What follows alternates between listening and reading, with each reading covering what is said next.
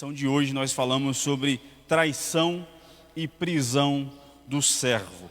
Marcos capítulo 14, versículo 36 diz assim: dizia: Abba, Pai, todas as coisas te são possíveis, afasta de mim este cálice, não seja porém o que eu quero, e sim o que tu queres. Marcos capítulo 14, no livro de Marcos, ele é o capítulo mais extenso do livro de Marcos. E aqui Marcos ele retrata pelo menos 3 ou 4 situações que nós lemos aqui, pelo menos do versículo 27 ao 52, que retrata talvez o ápice ali do momento que prevém a prisão de Jesus.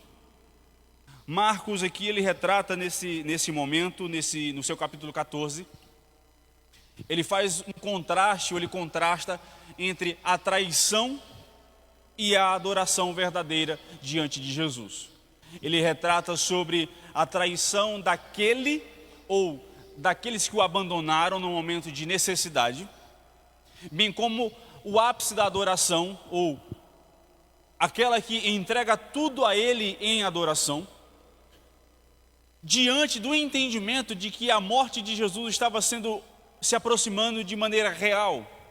E aí a gente vai perceber ao longo da lição que aqueles que caminhavam com Jesus continuamente, aqueles que estavam com ele continuamente, exercendo o ministério de dia, de noite, em sua caminhada, em seu exercício, não compreenderam da proximidade da sua conclusão, da sua morte, e aquela que não estava com ele diariamente, mas houve discernimento do momento e um discernimento espiritual. Por isso há talvez a unção sobre Jesus, sobre o seu corpo, que estava prefigurando a sua morte e a sua entrega na cruz do Calvário.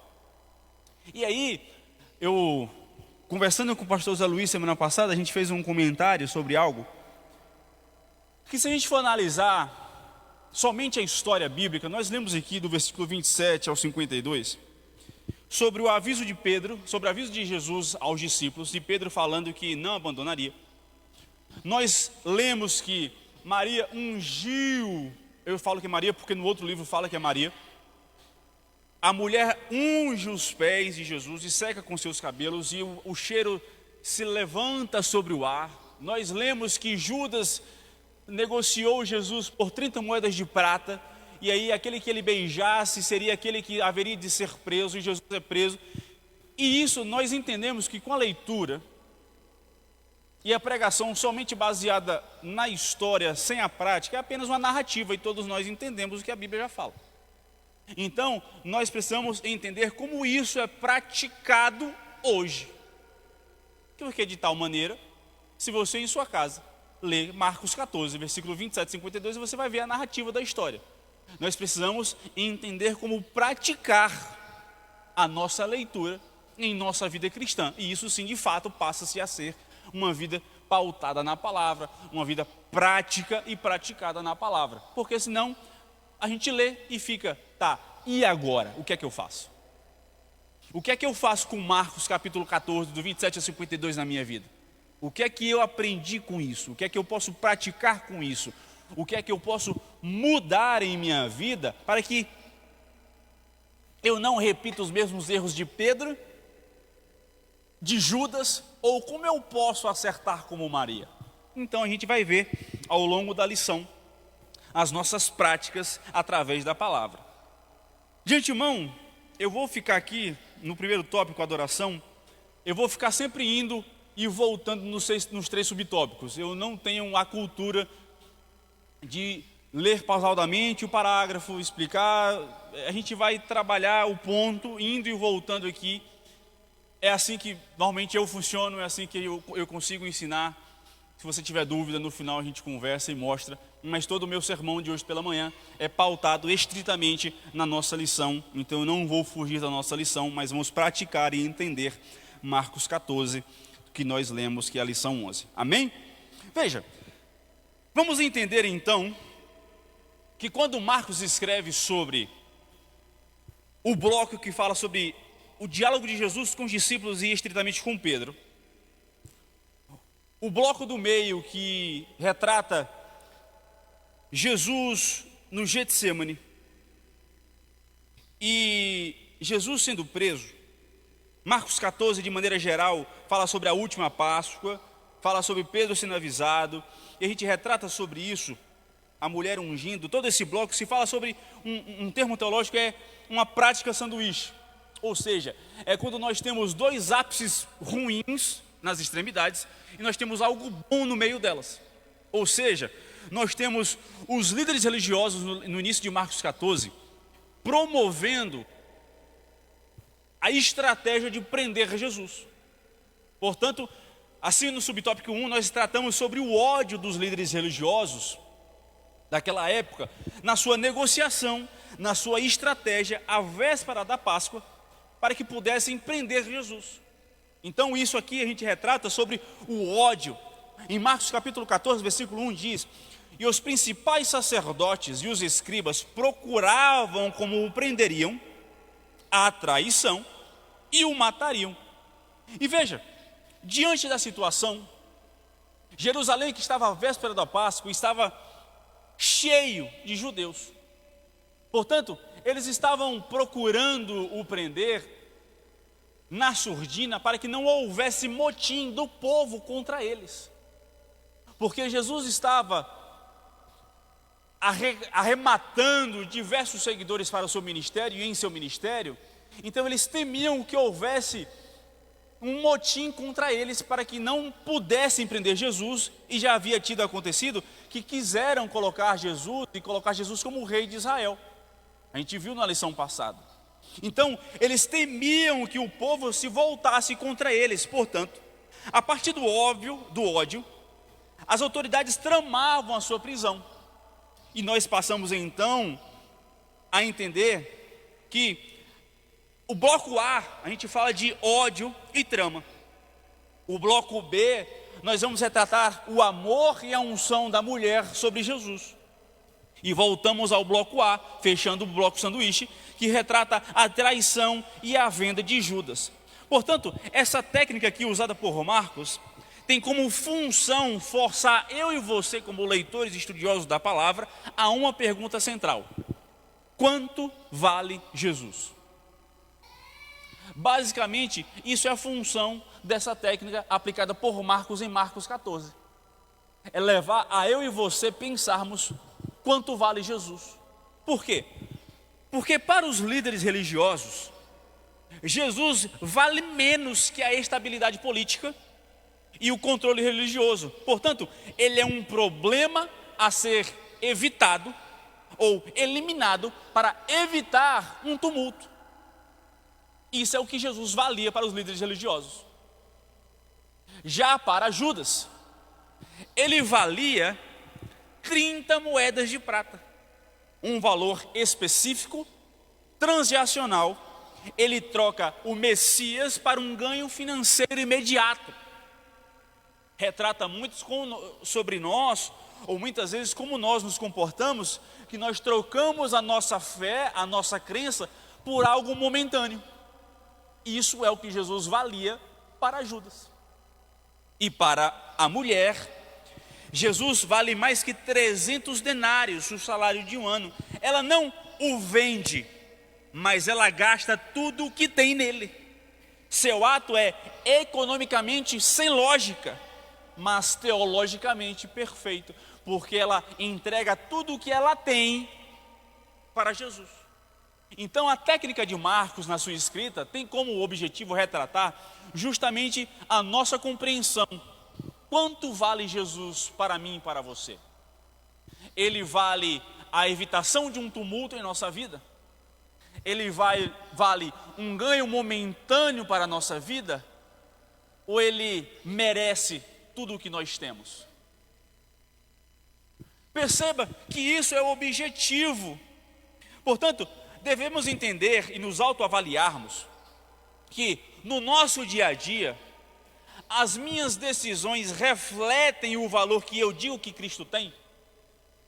Cristo é a minha vida, Cristo é o meu Deus, Cristo é o meu Salvador, Cristo é o meu Senhor, Cristo é aquele que que direciona a minha vida. Cristo é aquele que sustenta a minha família. Em Cristo eu deposito a minha fé. Mas as minhas decisões refletem em Cristo aquilo que eu digo que Ele é? Porque senão podemos nos comportar como os religiosos que tratamos Jesus como um problema a ser negociado. Ou podemos nos comportar como Judas, como uma transação para obter bênçãos. Ou podemos tratar Jesus como um tesouro que vale tudo o que nós temos. E aí, fica a pergunta para mim e para você: quanto vale Jesus na sua vida? Quanto vale Jesus no seu dia a dia? Os seus atos, os seus pensamentos, as suas decisões refletem o que você diz que Jesus é para você?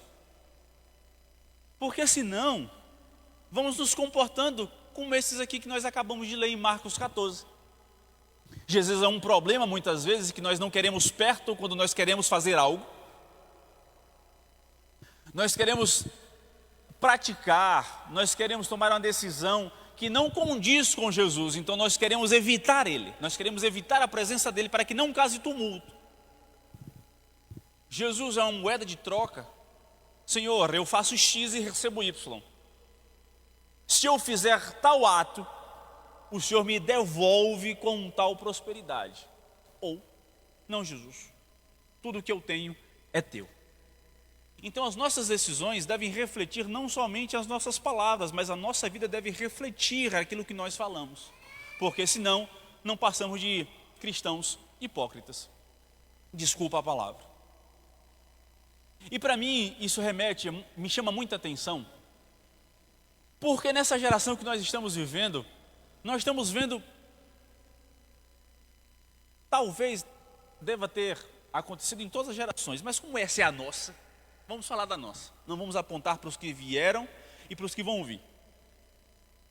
Apesar de que nós somos responsáveis pelos que virão.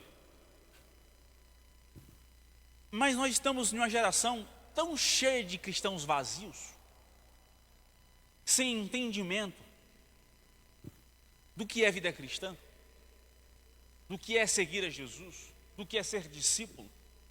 Claro, eu vou nos defender também. Os próprios discípulos que andavam com Jesus não tinham noção do que era andar com Jesus. É tanto que fugiram. Já diz Marcos 14, todos fugiram. Mas já que eles erraram, não cabe a nós aprendermos com eles através da palavra?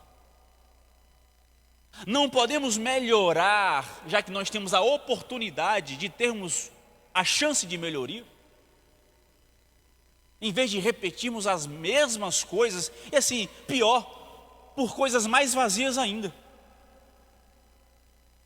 Por coisas passageiras, por coisas que não nos acrescentam. E veja, aqui nós entendemos, agora passando um pouco mais, vamos ver que no subtópico 2, a mulher, ela gastando tudo o que ela tinha, nós podemos falar sobre a teologia do desperdício, bem entre parênteses, entre aspas, tá? Os discípulos, eles têm uma crítica superficialmente correta e socialmente injusta. Eles falam assim: poderia ser vendido e dado aos pobres. É verdade. Isso é verdade.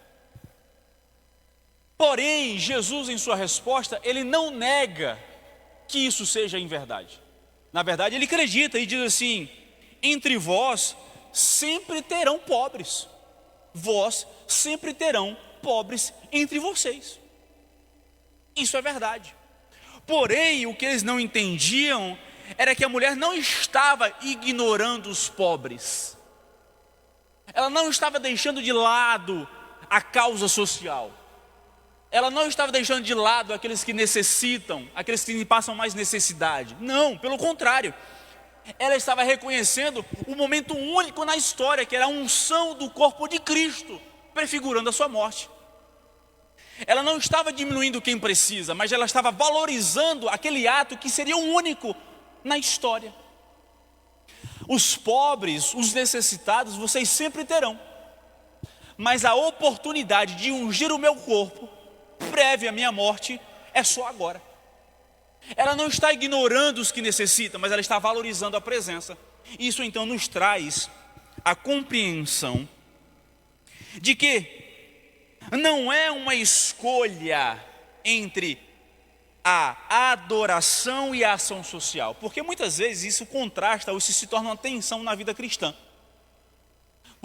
Fica aquela coisa, se eu sou cristão, mas você não faz ação social, você não é um cristão verdadeiro.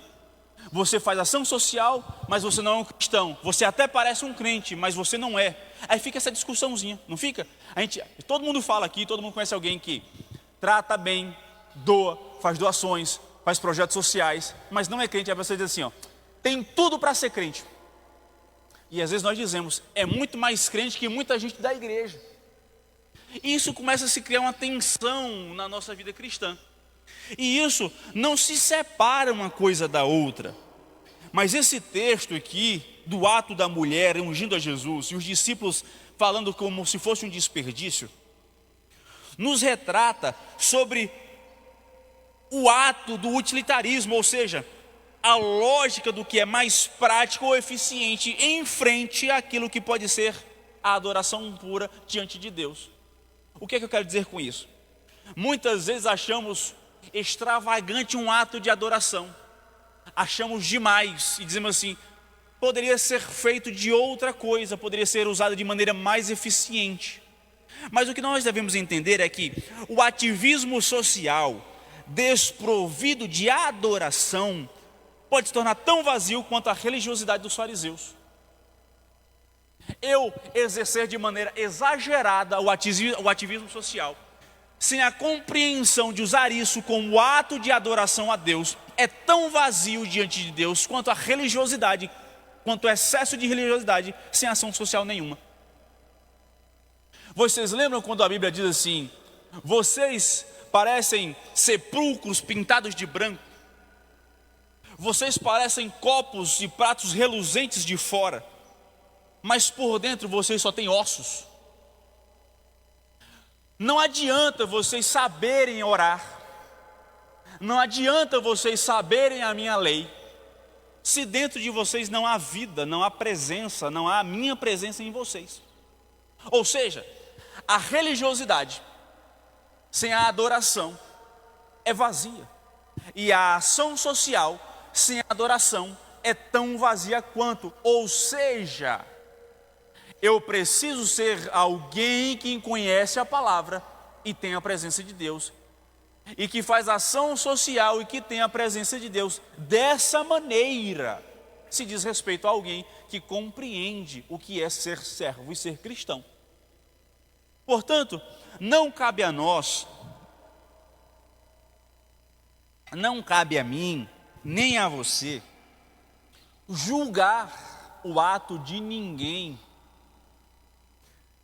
se é adoração, se não é adoração, se é ação social sem adoração ou não. O que eu quero dizer é que o nosso papel é nos autoavaliarmos, é olharmos para nós mesmos, para o nosso coração, para a nossa compreensão, para a nossa mente, e objetivos sobre isso. E a gente peca muito olhando para a vida do outro. Foi o que os discípulos fizeram. Em vez de eles participarem do ato de adoração, em vez de eles compreenderem o ato de adoração, porque Jesus falou que ele morreria, não, eles estavam preocupados com o ato exagerado daquela mulher. E aí é o que acontece com a gente dentro da igreja. Nós estamos aqui, nós louvamos, nós adoramos, nós pregamos, nós caminhamos por aí dizendo que somos cristãos, mas em vez de sermos exemplos de adoração a Deus, nós estamos muito preocupados com a extravagância do outro em relação a Deus. E nós estamos apontando em vez de participarmos da adoração conjuntamente como um só corpo. Portanto, voltando, não cabe a nós nos comportarmos como os discípulos, mas cabe a nós nos comportarmos como aquela mulher que entregou tudo diante de Deus, diante de Jesus. Veja, Existe aqui um contraste, então, entre a mulher e os discípulos. Por quê? Enquanto os discípulos, eles estavam dormindo no Getsêmani, incapazes de vigiar 1 hora, a mulher estava acordada, perceptiva e atenta ao seu momento. Ela é a única, além de Jesus, que parece entender que ele vai de fato morrer. Veja, os discípulos não tiveram capacidade de estar atentos 1 hora. Jesus falou assim: ficai comigo e vigiai 1 hora. Orem comigo. Compartilhem comigo desse momento. E eles dormiram. E a mulher, aquela mulher que não andou com Jesus todos os dias, aquela mulher que não estava continuamente com ele todos os dias, estava atenta, perceptiva àquele momento, entendendo que aquilo prefigurava o momento que Jesus havia predito. Ela ouvia o que Jesus falara e ela entendia o que era necessário. Portanto, é necessário em nós um discernimento espiritual. Sabe por quê? Eu não quero diminuir, pelo amor de Deus, o estudo, a teologia, mas aquela mulher não tinha as mesmas informações teológicas que os discípulos. Ela não tinha a mesma oportunidade de ouvir diversas vezes o que o Jesus havia dito, mas ela teve discernimento. Portanto, não adianta nós termos excesso de estudo e não termos discernimento espiritual para ouvir a voz de Deus. Bem como não adianta nos isolarmos do estudo achando que tudo é palavras que podem ser soltadas aos nossos ouvidos, quando nós também dependemos do estudo da palavra de Deus. Mas a mulher teve algo que os discípulos não tiveram: discernimento espiritual. Atenção nos seus olhos, atenção àquilo que escuta, atenção àquilo que é falado.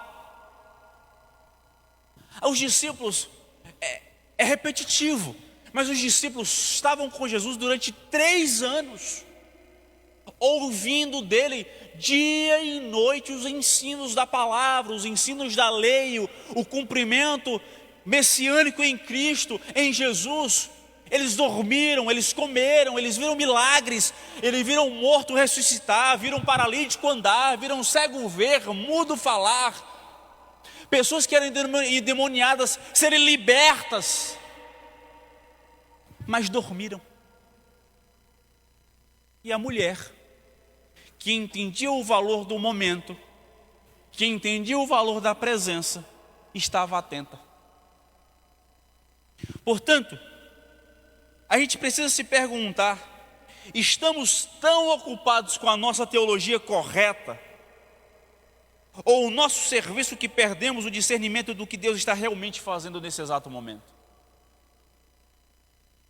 Estamos tão preocupados com a teologia estritamente fria, ou estamos tão ocupados com o nosso serviço braçal, seja na igreja, ou seja lá fora, que estamos esquecendo de ouvir e de perceber o que Deus está fazendo. Eu falei com meu pai, quarta-feira eu fui com ele para Salvador, a gente estava conversando. É bom de viajar com meu pai, porque em viagem o telefone dele não toca porque fica sem sinal, então ninguém atrapalha a minha conversa com ele. A gente fica conversando de Bíblia, das coisas de casa, da família, dos projetos, dos planos, das frustrações. E eu estava falando com ele, falei: pai, o negócio está ficando estreito, não está não? Eu falei: pai, esse negócio de pré-tribulacionismo, mid, pós, eu quero que Jesus volte. Assim, pela fé, se fosse fazer a minha vontade, a gente podia ser pré, né? A gente não passaria a tribulação nenhuma, vazava antes. Mas não é a gente que decide. Pode ser que seja mídia, pode ser que seja pós, mas pai, no final das contas, pouco importa. Porque a constatação, a certeza é que nós iremos. E sabe qual é o problema dessas discussões teológicas? É que nós estamos vendo nas redes sociais pastores, líderes, estudiosos que ficam se denegrindo, ficam se degladiando, ficam se combatendo por conta de linhas de pensamento. Aí começa a gerar uma ruptura teológica na igreja. O que deveria ser um corpo unido passa a ser um corpo quebrado. Aí a gente fica se menosprezando porque você pensa de um jeito e eu penso de outro. Eu vi um vídeo de um jovem, o jovem devia ter 23, 24 anos, 25 no máximo. E ele fala assim, ele se declara calvinista. E aí ele foi num congresso, determinado congresso em São Paulo, e a rede social dele enxurrou de gente criticando ele, porque ele, como calvinista, não poderia ir num congresso de tal denominação. E eu falei assim, pai, é surpreendente, porque o congresso, no final das contas, está apresentando Jesus, pregando sobre Jesus, louvando a Jesus. A diferença é que é uma linha de pensamento teológico diferente do que aquele jovem.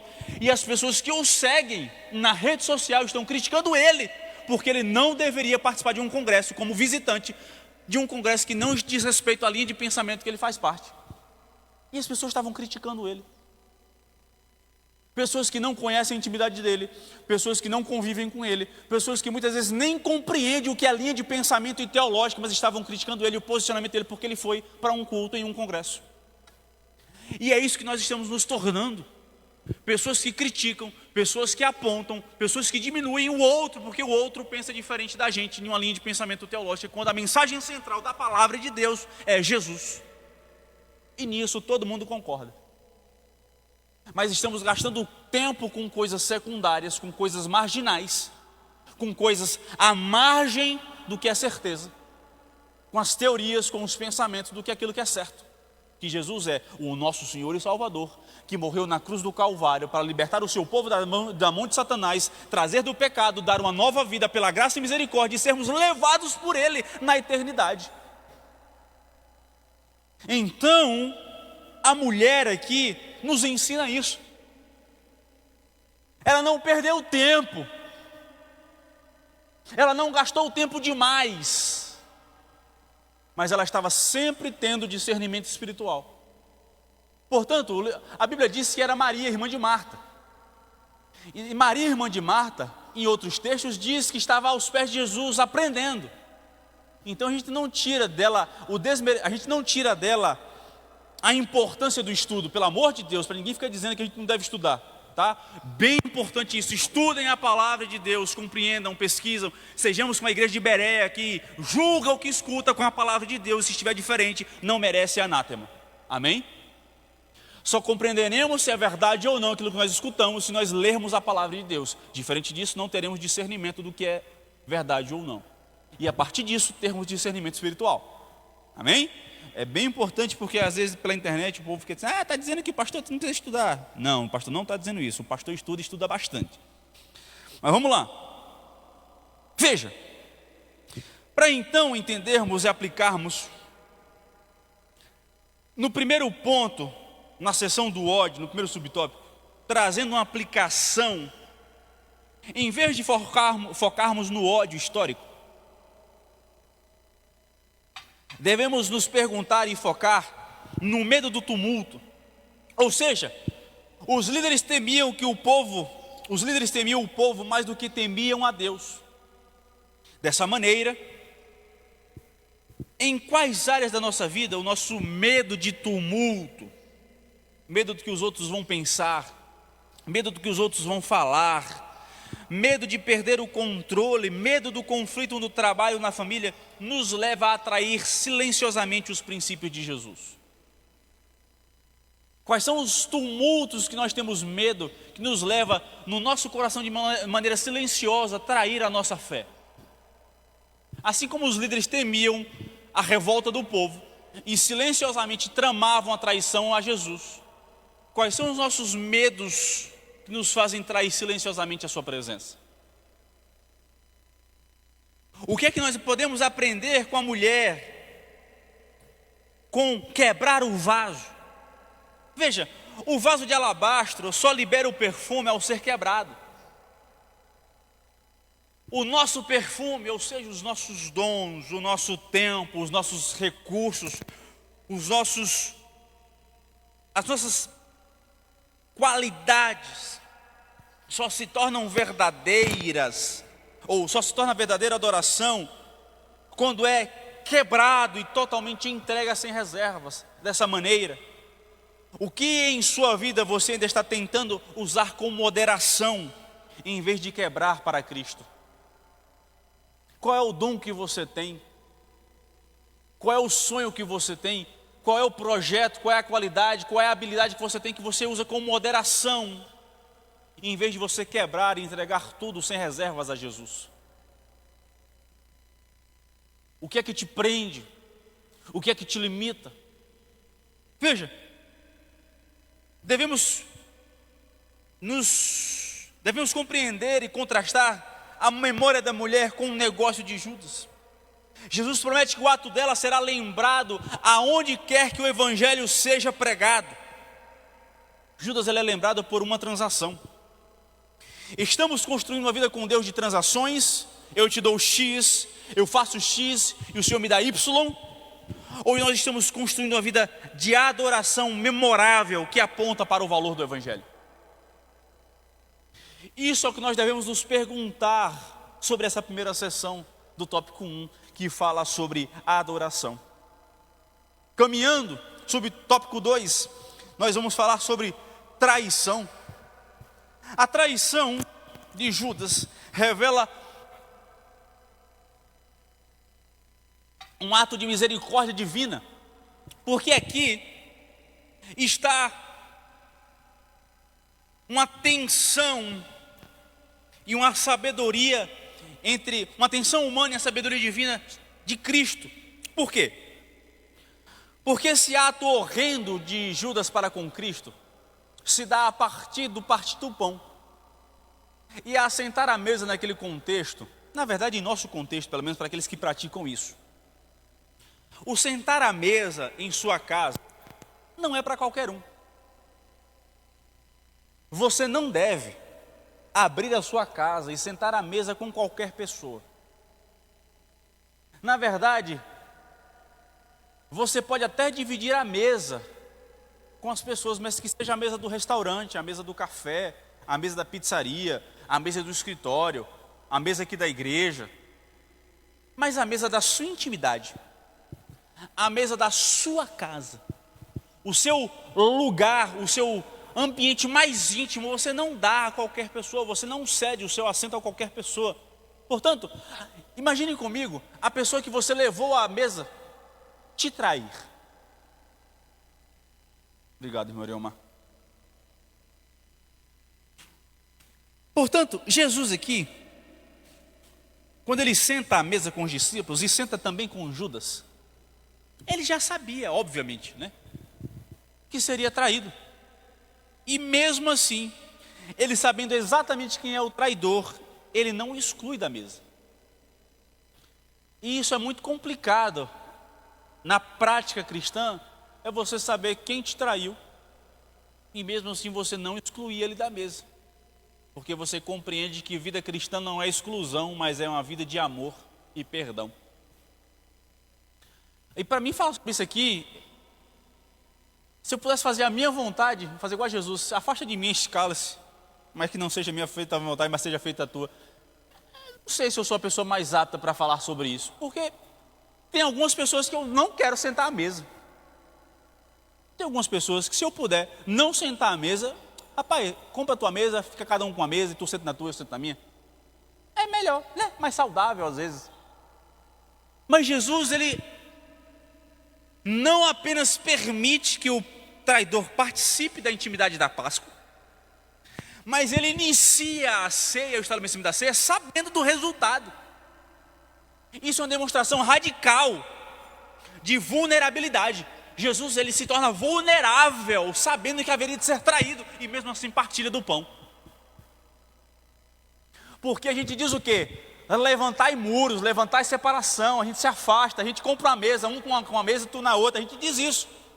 Mas Jesus não, Jesus assim, vem para perto. Na verdade, Jesus se coloca em posição de vulnerabilidade para que o evangelho seja colocado em prática, seja chegada a um resultado. Enquanto a lógica humana é construir muros, e Jesus oferece a comunhão, mesmo sabendo que será ferido. Claro, mas ainda não alcançamos o status de Cristo, porque senão já seríamos arrebatados. Então é uma construção diária. Mas é algo complicado e algo que precisa ser dito a nós. Veja, a comunidade cristã, isso aqui agora é para nós, a igreja, essa comunidade aqui em especial, não é um lugar de pessoas perfeitas que nunca se trairão ou nunca se decepcionarão.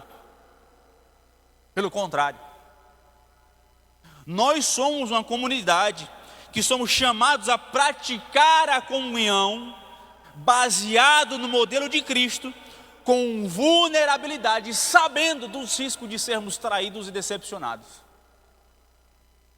Isso é ser igreja. Olha que difícil, cá entre nós dois, entre eu e tu, isso não é complicado compreender que igreja é isso?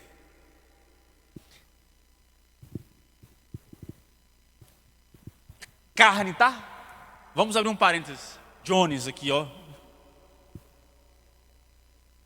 Gente, o lugar difícil é a igreja. Porque você estabelece como o outro deve se comportar. Você quer impor sobre o outro a sua vontade.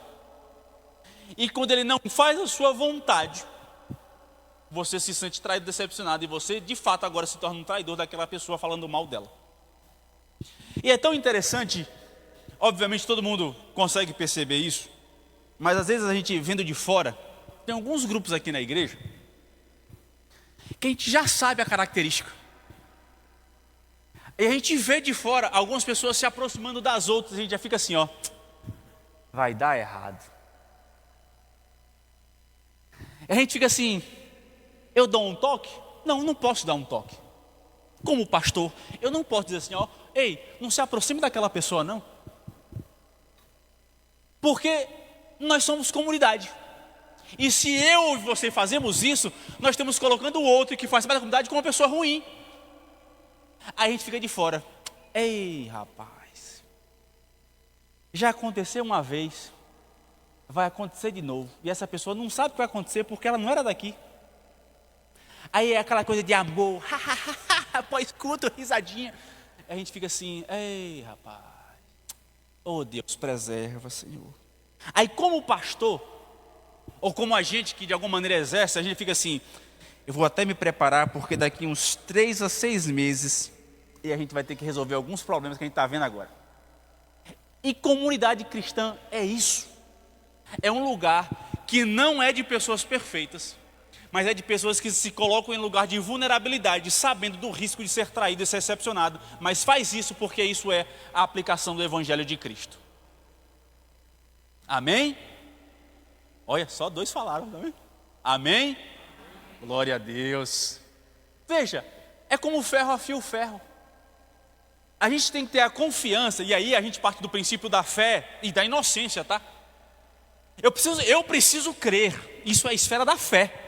Eu preciso crer que irmão Ariomar é crente mais do que eu. E que ele não vai me decepcionar. E irmão Ariomar, pela fé, precisa crer que eu sou crente também. E eu não vou decepcionar ele. E pela fé, nós dois nos comportamos como os 2 irmãos cristãos, como um corpo, a qual a cabeça é Cristo. Mas o problema é que nós não temos fé uns nos outros. A gente já espera que vamos ser traídos. A gente fica sempre com o pé atrás. E aí o corpo não anda, o corpo não vai para frente. Porque se minha mão não confiar na minha mão esquerda, se meu pé direito não confiar que meu pé esquerdo está no chão, eu não darei o próximo passo. Porque para um pé andar, o outro precisa ficar no ar. E exercer a motricidade para frente. Então o corpo, esse foi usado agora.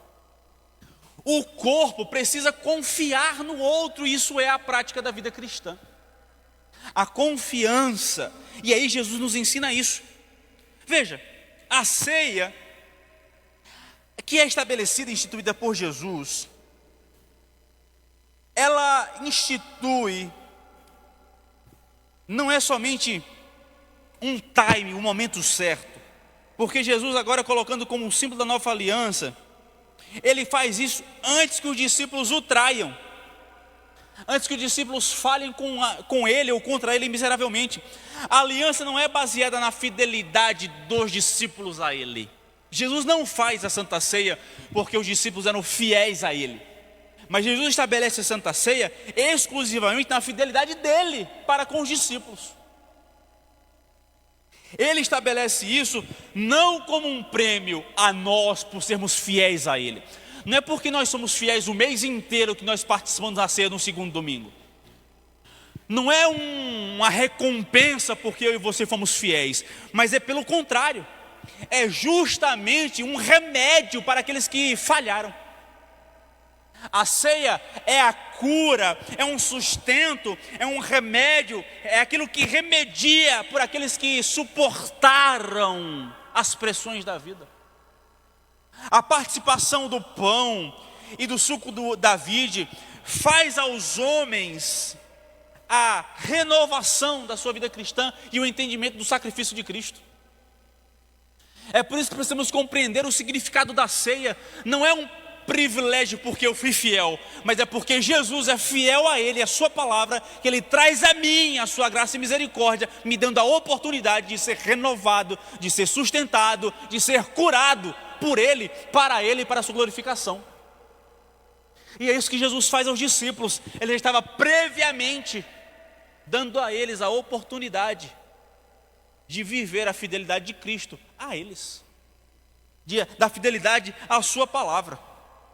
Veja, então, compreendemos que não participamos porque somos dignos, mas porque Ele é gracioso e porque precisamos desesperadamente dessa graça para continuar dia após dia. Sem a graça de Deus, sem a misericórdia de Deus, sem o amor de Deus, nós não podemos continuar. Amém? Só abrir um parênteses, está quente, né? Hoje eu acordei 5h17 da manhã. Estava nublado, eu falei, nossa, hoje vai ser nublado. Às 7h30 o céu, fake news, vai ser sol. Chega, deu um desespero. Mas vamos lá. Veja. Então, nós falamos sobre o que nós tratamos agora, falou sobre o subtópico 1, sobre o subtópico 2, dentro do tópico 2 que retrata a traição. E veja, agora, o abandono de todos a Jesus, retratado no subtópico 3 do tópico 2. Ligou. Agora a energia foi usada por Deus. Veja, precisamos compreender sobre o abandono em meio à crise, como é retratado em Marcos 14:27, quando diz que todos vós vos escandalizareis. Jesus aqui aponta no texto de Marcos 14 que todos haveriam de traí-lo. Traí-lo como? Abandonando. Seja um abandono pela cobiça, pela fraqueza, pelo medo, pela ganância financeira. Todos traíram, todos abandonaram, todos, como diz aqui na Bahia, deu gás, vazou. E isso muitas vezes retrata a nossa realidade. Quantas vezes nós abandonamos a presença? Não estou falando de abandonar a igreja, não. Tem gente que está aqui dentro da igreja e abandonou Jesus no coração. Está aqui por costume, está aqui porque está acostumado em vir para a igreja uma vez por semana. Veja, os discípulos se andaram com Jesus 3 anos e meio e abandonaram, quanto mais eu e tu, que a gente nunca viu de fato Jesus, pela fé que nós cremos. Nós estamos muito mais passíveis a traí-lo e abandoná-lo do que os discípulos. E veja, o ponto-chave da profecia é que Jesus declara que vocês serão escandalizados. E escandalizado aqui retrata ou reflete uma pedra de tropeço. Como assim, pastor? Tu está dizendo que Jesus falou que ele seria uma pedra de tropeço para os discípulos? Sim e não. Como assim? Eles tropeçariam em Jesus porque Jesus estava prestes a despedaçar o conceito que eles tinham sobre o ato do Messias. Nós já falamos, todo mundo sabe, mas não custa repetir. O que é que eles esperavam do Messias? Messias deveria ser um homem que viria bonitão, numa orla branca, bem reluzente, descendo do céu num cavalo branco, com espada na mão, descendo o fio da espada em todo mundo, declarando que eu sou o rei dos reis e vocês serão julgados debaixo da minha força e eu vou reinar sobre vocês e fazer com que Israel seja a nação sobre todo mundo, Israel seja a maior e melhor nação do mundo. Isso era o que o judeu queria. Isso era o conceito de Messias do judeu, de maneira bem resumida. Jesus agora vai despedaçar esse conceito, porque Jesus vai se tornar o Messias que vai ser despedaçado, humilhado, cuspido, apanhado, escorraçado, vai estar colocado sobre a cruz, vai carregar uma cruz no meio da avenida principal de Jerusalém, ter seus pulsos e pés perfurados e não vai descer sobre um cavalo branco e será executado. Então, do conceito do que o judeu tinha para aquilo que Jesus realmente foi, ele foi uma pedra de tropeço. Por quê? Porque o conceito que vocês colocam sobre mim, vocês tropeçarão no que vocês esperam de mim. E eu não sou o que vocês esperam de mim, eu sou outra coisa. E muitas vezes eu e você, nós colocamos sobre Jesus, sobre Cristo, uma imagem que ele não é, ou que ele não deve agradar a nossa vontade, a nossa visão. Portanto, muitas vezes nós tropeçamos na nossa visão de Cristo, porque nós colocamos sobre Cristo uma responsabilidade que ele não disse que teria contigo. Como assim? Muitas vezes o que acontece, ou melhor dizendo, o que é que acontece quando Jesus, abre aspas, tá? Falha com as nossas expectativas sobre ele?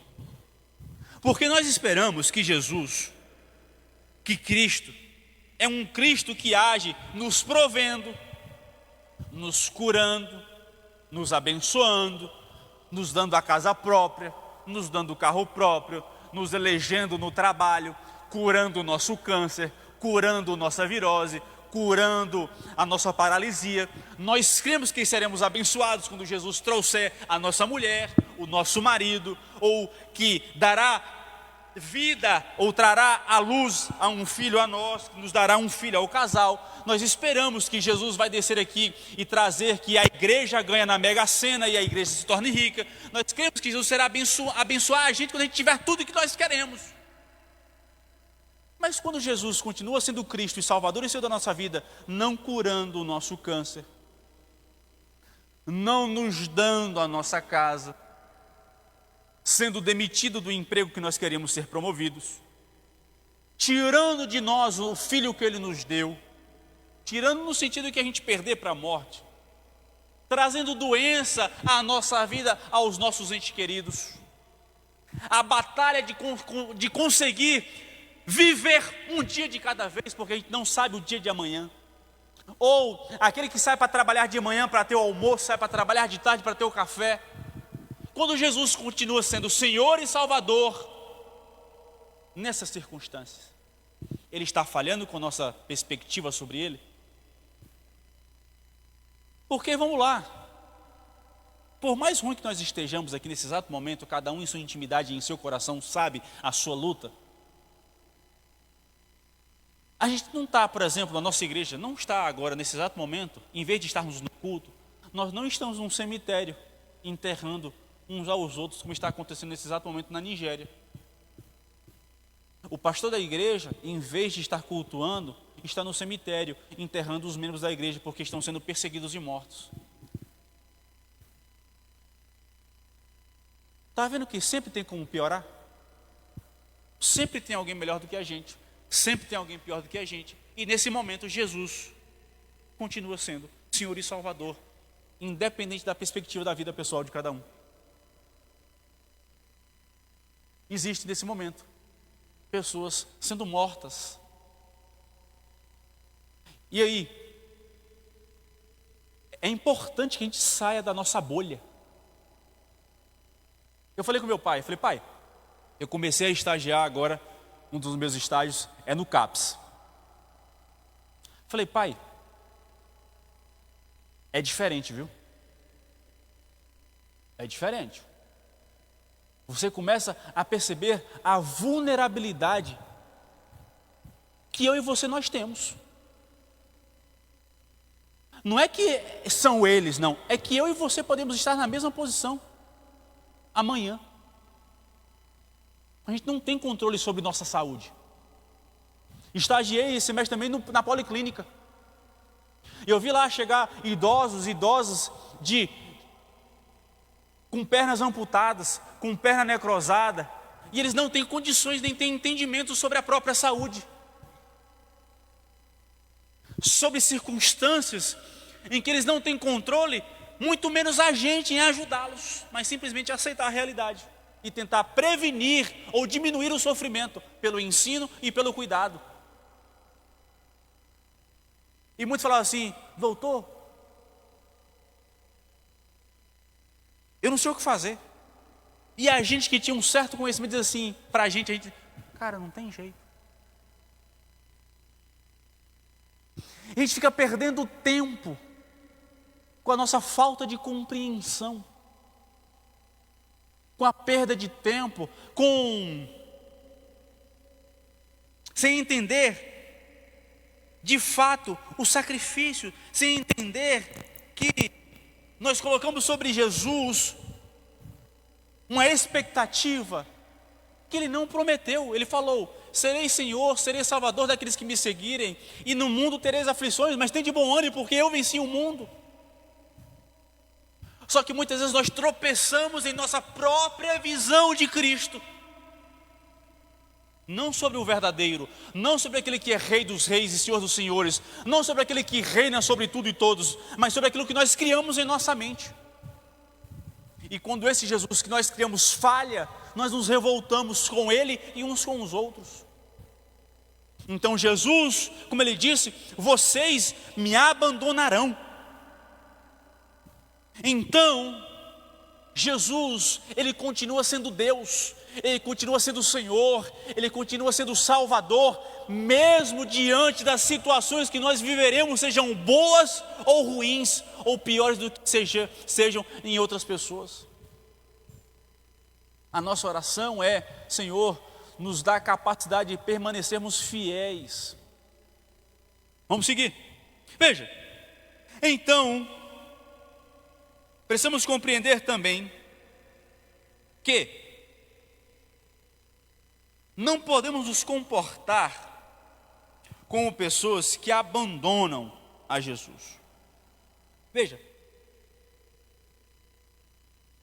Jesus, Ele agora, no Getsemane, partindo já para o terceiro tópico, Ele agora demonstra a pura tensão entre a perfeita humanidade e a perfeita divindade, porque Ele diz assim: aparta de mim esse cálice. Isso aqui é o medo humano, puro. E aí vem a perfeita divindade, mas que não seja feito aquilo que eu quero, mas o que tu queres. Jesus, Ele está angustiado. Só que Ele chega para os discípulos, Jesus, Ele sangra, Ele soa sangue. Isso é um estado de temor e de medo absurdo, quando os vasos sanguíneos se rompem a ponto de vazar pelos nossos vasos capilares. O seu corpo está suando sangue. Ele está angustiado, com medo pelo momento que ele havia de passar. E aí Jesus, com seus discípulos, fala assim: vocês estão dormindo, fazendo um contraste quando vocês disseram que vocês nunca me abandonariam. Vocês têm noção que vocês falaram que se fosse necessário morreriam por mim, e agora vocês não conseguem ficar acordados comigo? Vocês têm noção do que vocês falaram e daquilo que vocês estão fazendo? E aí Jesus entende e nos mostra em seu texto, a partir de Marcos 14, e é uma mania nossa de crente, que os discípulos não vigiaram e não oraram porque eles tinham a sensação de que não precisavam. Tipo assim: eu já ando com o Senhor, eu já estou com o Senhor, eu já conheço a lei, já vi cego ver, já vi morto voltar à vida, Sabe aquela autoconfiança de crente? Eu sou crente e sustento qualquer coisa que venha contra mim. O pior lugar do crente é quando acha que está crente demais. Eu atendi um jovem esses dias, ligou 5 da manhã, 5h30. Sorte que Arthur acorda cedo, eu já estava acordado.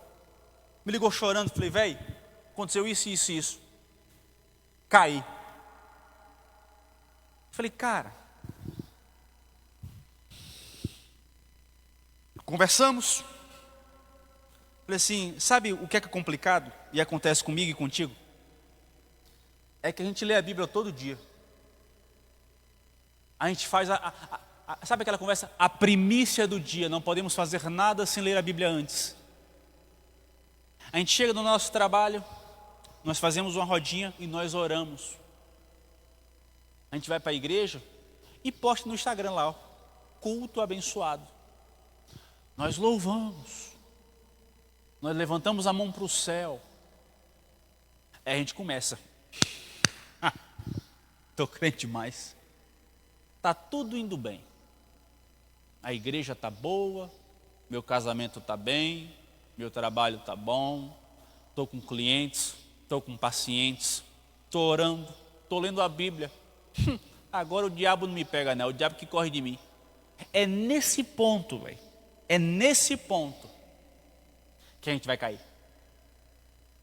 É quando nós temos uma autoconfiança tão grande que nós cremos demais na nossa capacidade de ser cristão. É aí, é nessa esquina que o diabo está te esperando. É quando você se acha capaz de ser crente demais e está bom demais, agora nada me pega. É quando você e eu estamos mais vulneráveis. É quando eu e você estamos mais suscetíveis a cair. Os discípulos não ficaram acordados porque tinham autoconfiança demais naquilo que eles viveram andando com Cristo. Mas eles deveriam entender que eles não eram Cristo. Assim como Jesus estava atento e vigiando e orando, eles também deveriam estar vigiando e orando tanto quanto Jesus. Porque se Jesus teve a pura tensão humana de aparta de mim este cálice, quanto mais nós, quanto mais eles que eram falhos e pecadores. Veja, então compreendemos, e Jesus fala assim, o espírito está pronto, mas a carne é fraca.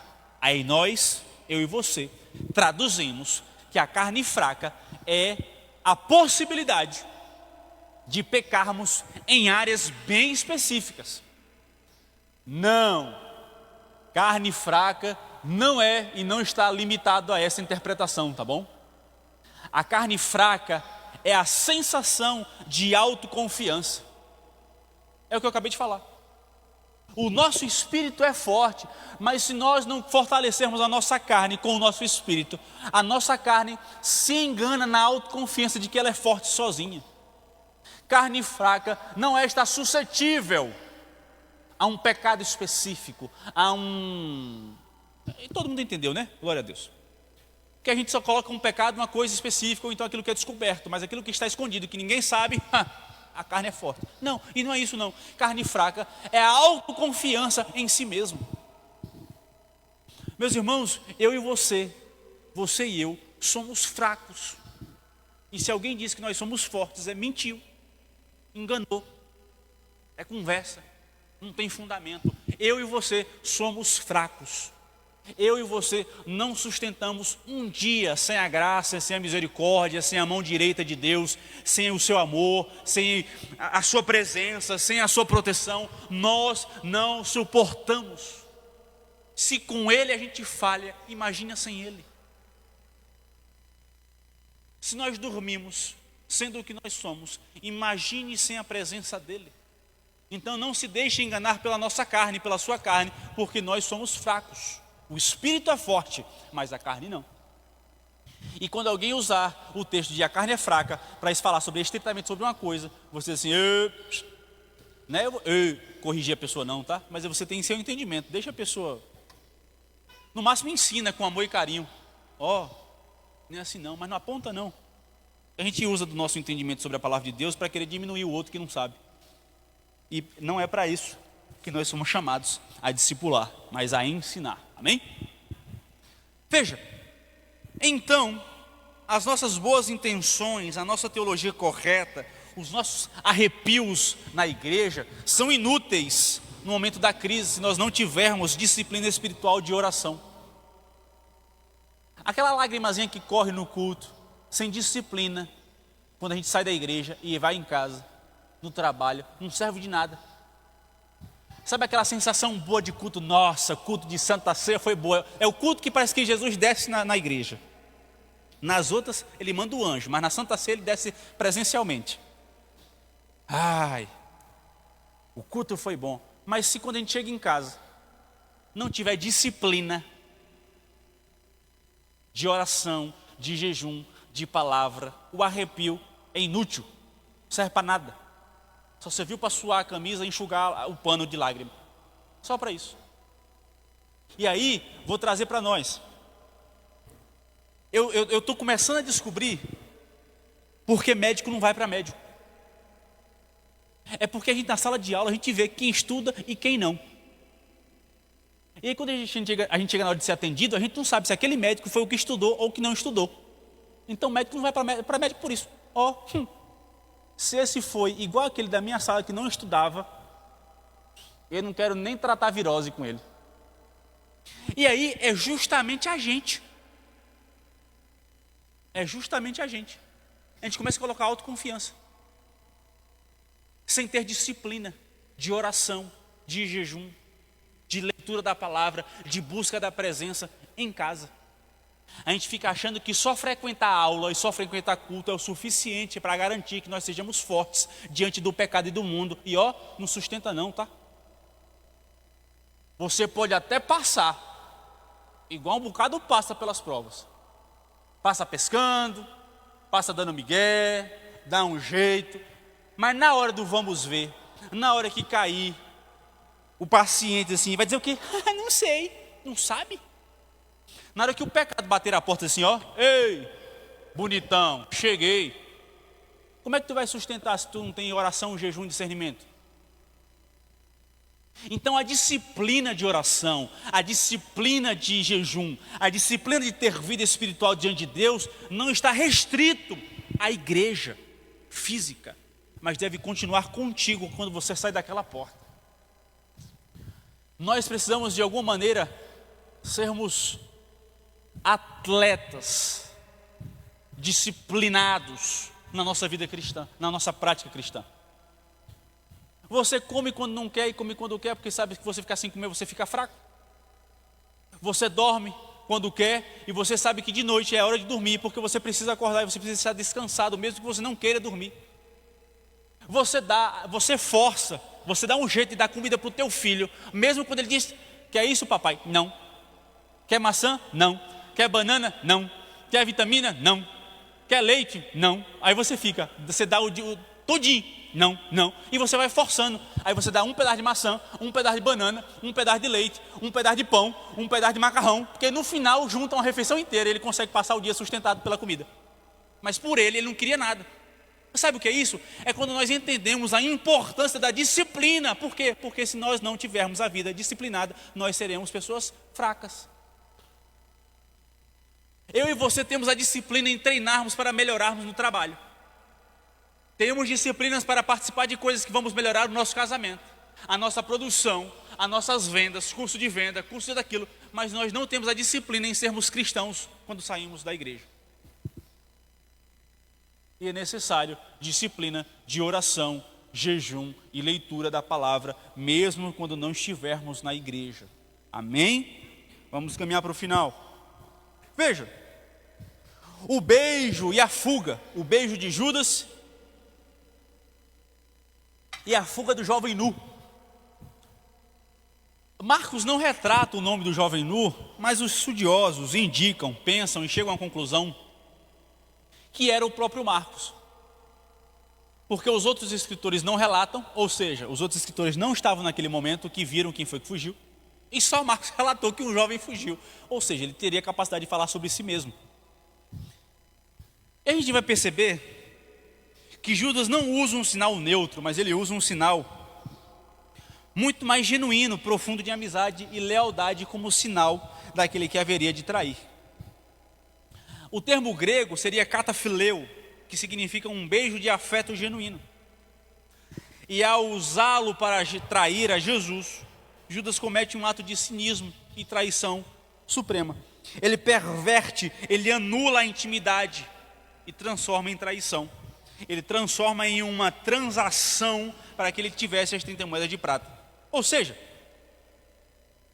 quantas vezes nós usamos, ou em quais áreas da nossa vida nós usamos um ato de beijo íntimo, de maneira ruim, em Jesus para transacionarmos por algo que nós queremos? O que é que nós usamos como sensação de devoção, nós usamos como um ato de intimidade, mas o que nós queremos não é a intimidade, mas é a consequência disso para que nós ganharmos algo. Como assim? Judas usou da intimidade com Jesus para mostrar a ele a consequência e a reputação que ele tinha, para que ele tivesse de maneira conveniente 30 moedas de prata. O que é que nós usamos de maneira ruim, que parece que nós temos intimidade com Deus, parece que nós temos intimidade com Ele, parece que nós jejuamos, parece que nós andamos com Ele, parece que nós estamos na presença dEle, mas o que nós queremos é a transação a partir daquilo que nós parecemos com Ele. Tudo que nós fazemos reflete aquilo que nós somos. O beijo de Judas é um aviso contra a religiosidade externa que mascara um coração que foi vendido para o pecado.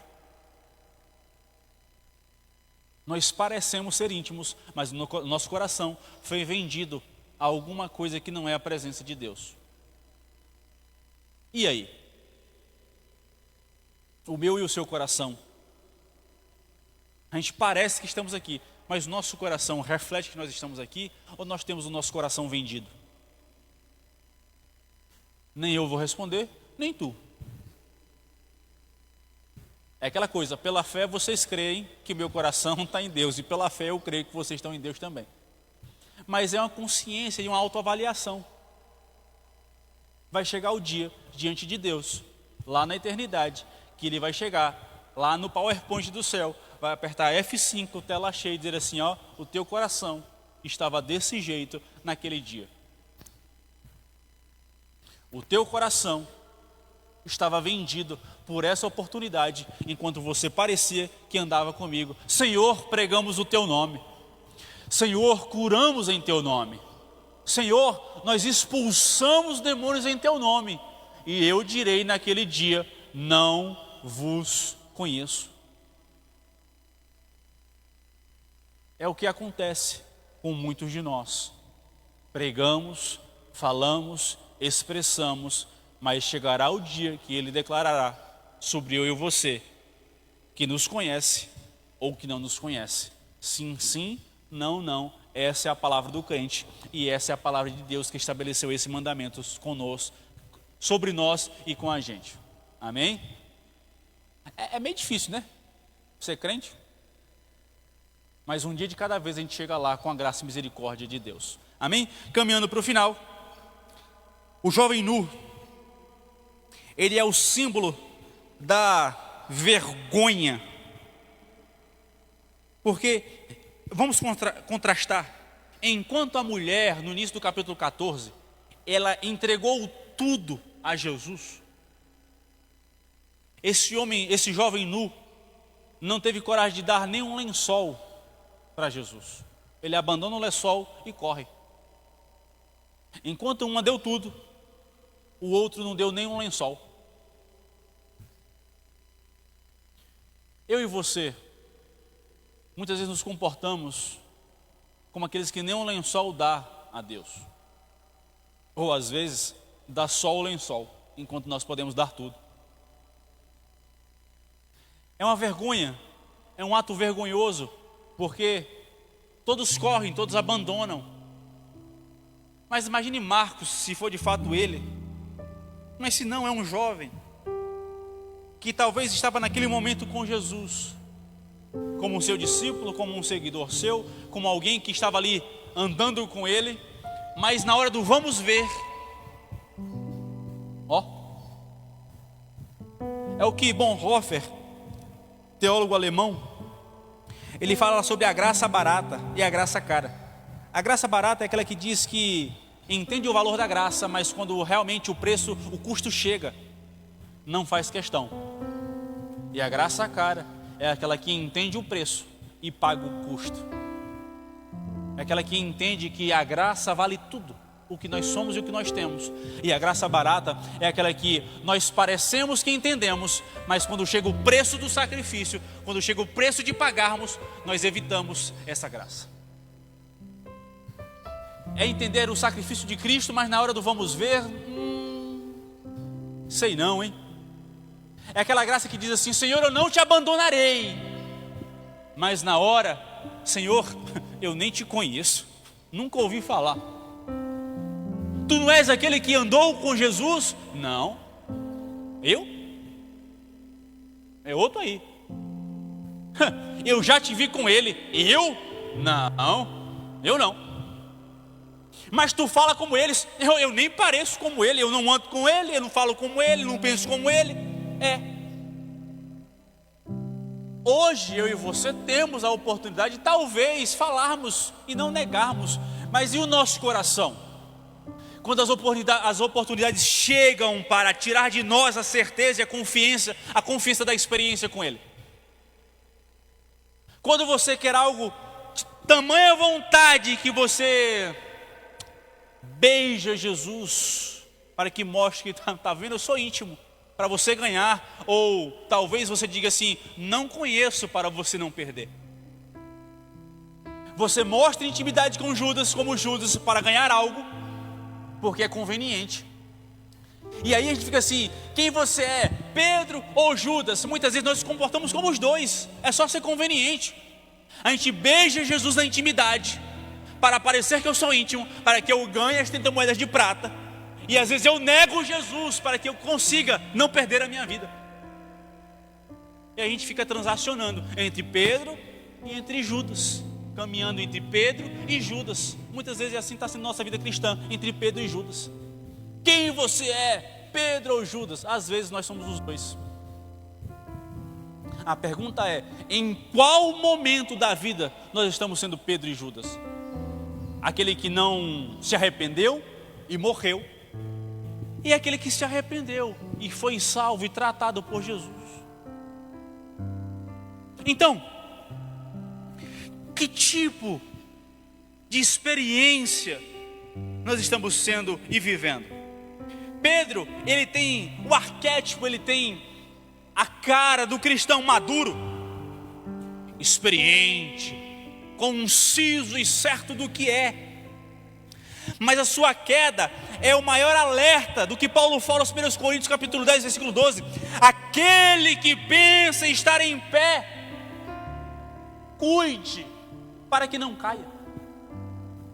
Aquele que tem certeza em sua vida cristã, cuide para que não caia. O maior perigo para o crente experiente não é a tentação óbvia, mas é a sutil confiança na sua própria experiência de vida cristã. Não é porque você tem anos de banco que te faz o maior crente. Não é porque você tem anos de experiência com microfone que te faz o maior crente. Pelo contrário, a tragédia de Pedro nos ensina que a dependência de Deus não é para iniciantes, mas é o oxigênio diário do discípulo. O choro amargo não é apenas de tristeza, no versículo 72, mas é o choro de quem vê a própria identidade autoconstruída, o líder fiel, o cristão maduro desmoronar, porque entendeu que não foi fiel em sua própria palavra. Então não basta sermos fiéis e fortes em nossa própria experiência, mas é compreender que nós dependemos da presença de Deus. Nós dependemos da sua presença, nós dependemos do seu amor, nós dependemos da sua graça, nós dependemos da sua misericórdia.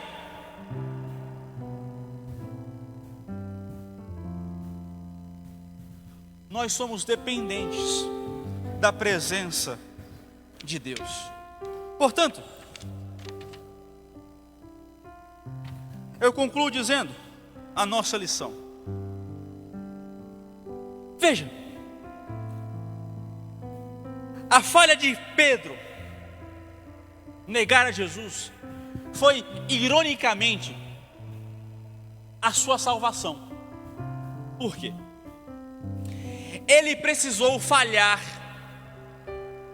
miseravelmente para que a sua autoconfiança morresse.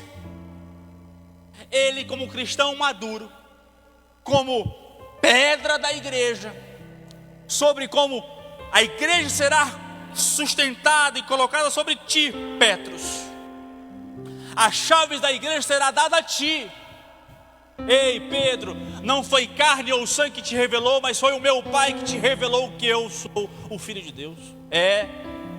Esse Pedro precisou falhar para que a sua autoconfiança morresse, desmoronasse, para que ele pudesse então ser restaurado em dependência em Jesus, para que ele compreendesse que não era a sua força. Eu nunca te abandonarei. Ei, Jesus, se for preciso, eu morro contigo. Esta é a força de Pedro falando.